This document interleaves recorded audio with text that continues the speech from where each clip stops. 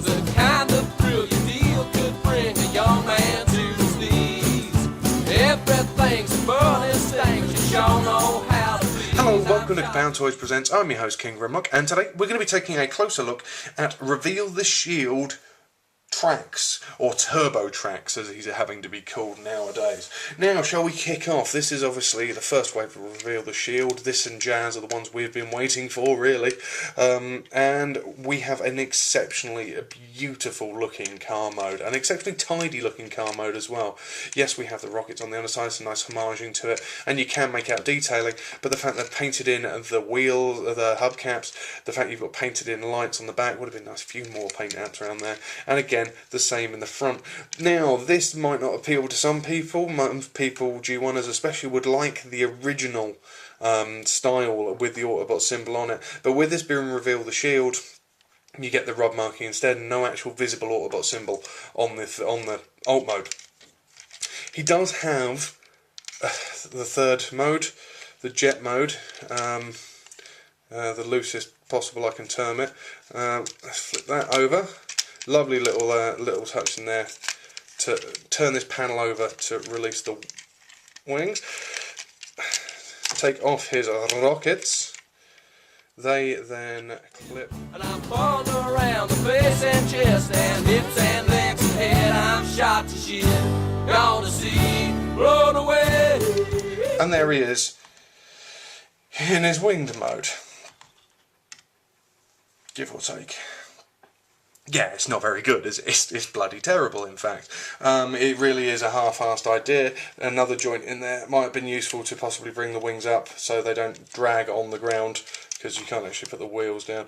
But, you know, it's a nice touch. It's a nice touch to have the homaging there, to have the mode there. And as I say, the fact they've included a panel at the back that rotates just for it is really nice. And it does add a level of playability to the toy it wouldn't otherwise have had. And to be honest, if there was no way to do it, then I'm sure a lot of fans would have actually been quite disappointed. Anyway, let's look at that all-important robot mode. And the wonderful thing is that robot mode doesn't disappoint. It looks quintessentially Trax enough to say, oh, that's Trax, but different enough that so we know when that Wheeljack recolor appears, or remold appears, that it's going to look different enough on the shelf. And that's kind of key for me. He is quite bulky in the chest area, and he does have a heck of a lot of depth to him. But it works as Trax for me. There is just something about this that really, really shines. The rockets over the shoulders, the wheels on the shoulders, and the little wings out the top really look the part. And of course, the red face. It's a great little touch, but I'm really glad they've kept it in. There are problems with the mould though. There really are problems with the design. The whole chest area is quite chunky, and as such does give him this kind of beer gut effect that covers over most of the nice detailing in the groin area and around the hips. It would have been nice if that was filled in maybe in a different way. The legs are all very well and good and lovely in places, but then you have a panel here. This white panel looks like it should do something, but the actual fact is it's only been put in there to clip the legs together. For the alt mode. Why that hasn't been recoloured into the grey or cast in the blue is beyond me. It seems like a real oversight on Hasbro's part, something which I'm sure will be solved in the United line, which is another reason to maybe pick that version up instead. Or, again, there's more to the point. Around the back, all of this panelling slots into place really nicely, and while it is the back end of a car, it can't really, for me anyway, be considered kibble because of how tightly everything snaps together. It feels really well done. It feels secure as well. It's not just hanging off his ass.